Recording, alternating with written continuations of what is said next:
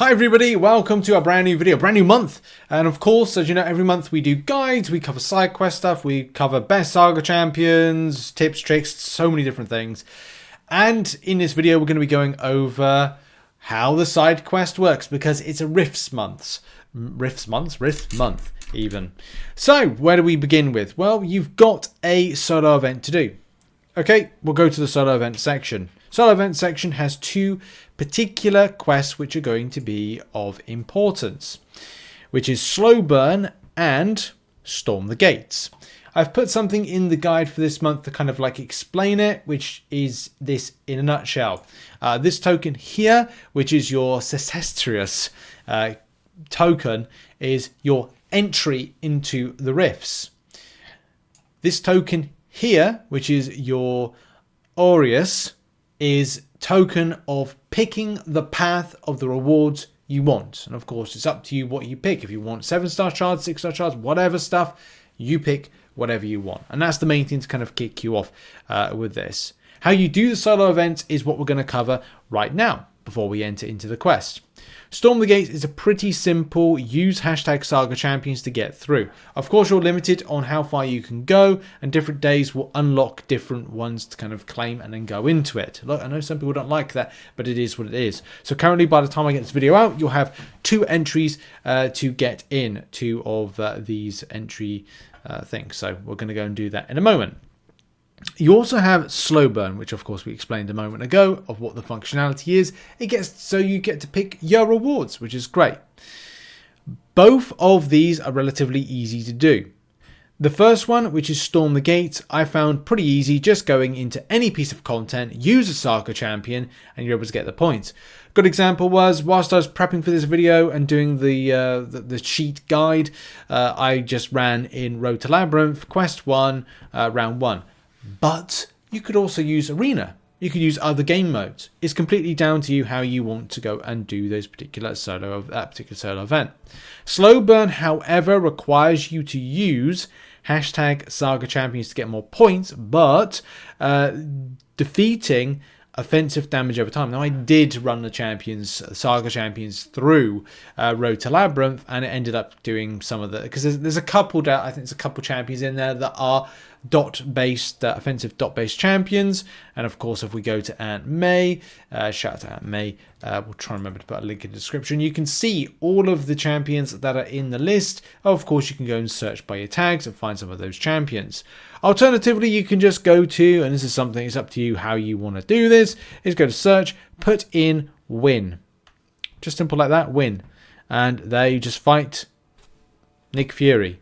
You can then sort by your tags. I mean, I know that Bishop is actually one of the champions. So just a quick fight with Bishop. We'll just go and get some extra points.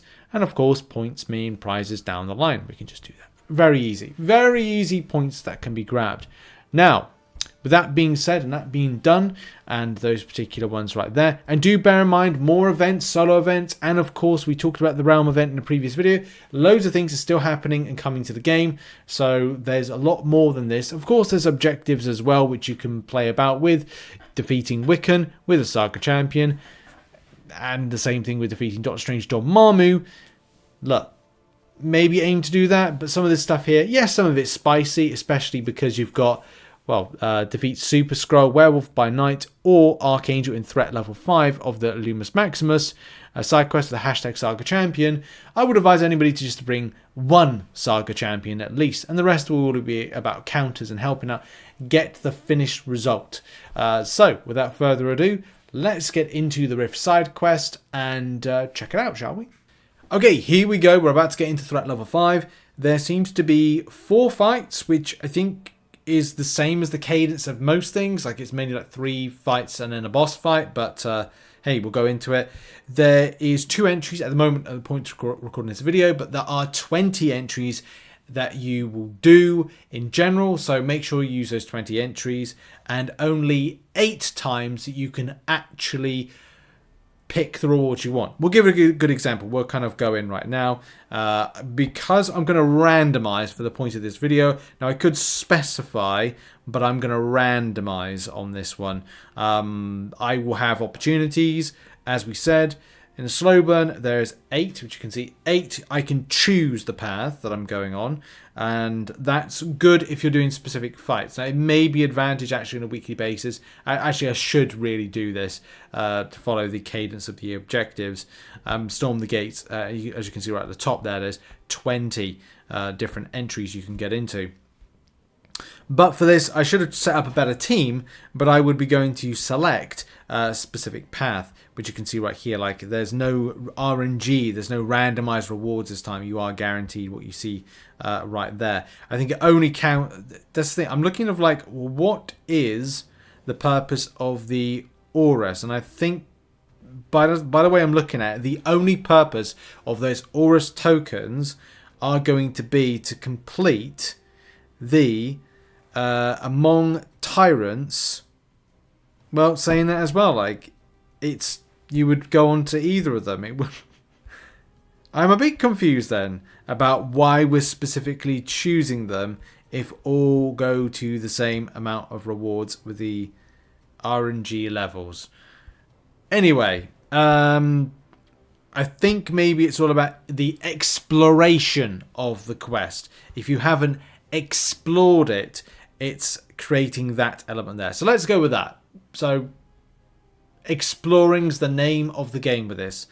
Let's go fight. So first of all, for ease, I'm going to go random. The reason I'm going to go random, I did kind of like contradict myself there, but the reason I'm chancing it is that my next 2 attempts will be to go to that center path or far left path.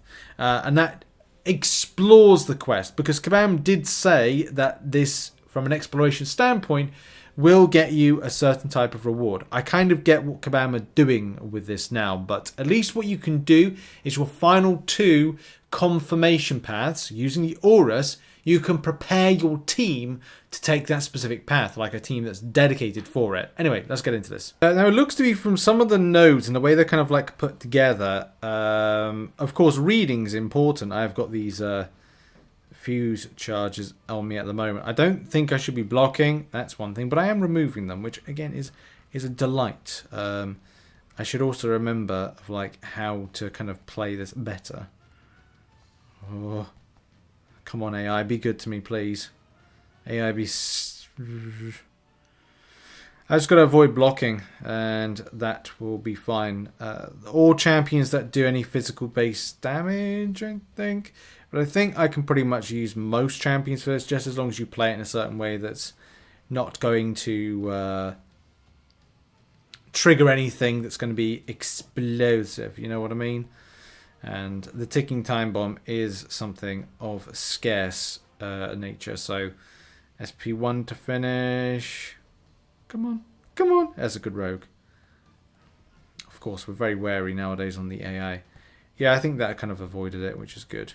Because otherwise, I'd be pretty scared that I was going to take a lot of damage. And nowadays, you don't want to take a lot of damage, do you? You don't want to be slapped in the face. Of course, with the Mega Sentinel, I do like to set up around what we're going to be fighting. Deadpool is going to regen. I want to suppress that. I am going to do 1 well-timed block there. I might do a second one, actually. No, I'm going to intercept. My fingers were quicker than my mouth. But again, I'm going to try and... okay. I was wondering what was going to happen there. But I'm trying to one-stop shop for utility and fun against these mutants with Mega Sentinel and Plasma damaging, which I like.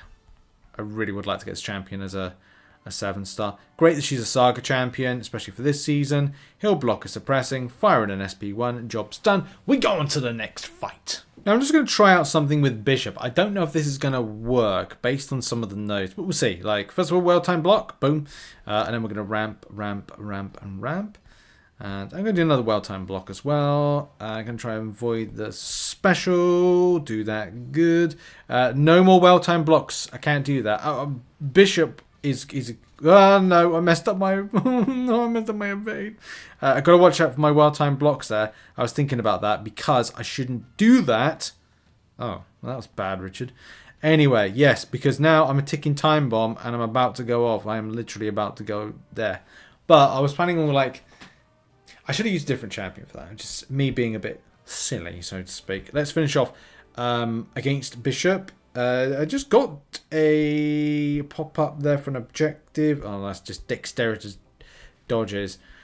But for this one, it's then playing into the objective because we have got defeat Archangel with a hashtag Saga Champion.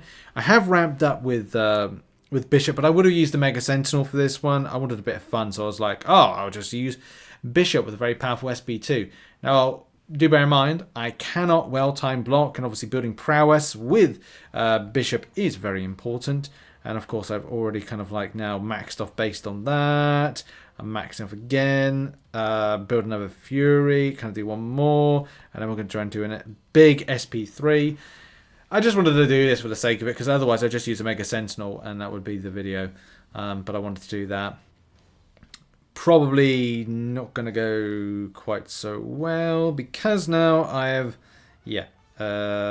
not very good. Can I counteract that? No, I can't. I should have just used the Mega Sentinel. I wanted to be a bit cocky, but sometimes being cocky is it's not the advisable thing. Anyway, at least I brought a Mega Sentinel. She's a Saga-based champion.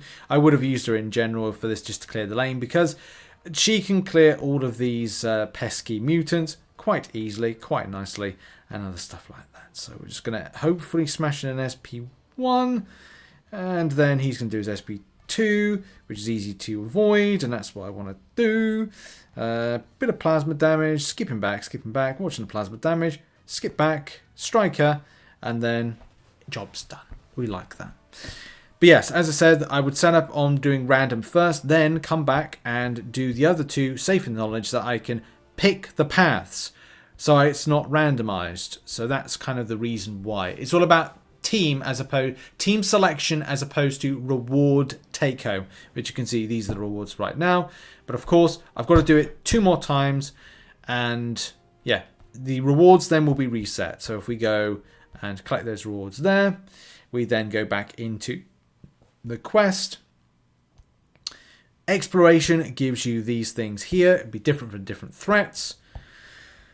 When we go back in for the preview, our lane has been done, but we need to do those other 2 lanes right there. That is why we have these Arius tokens to choose our path to explore and 100%, which is very different to how Rifts was.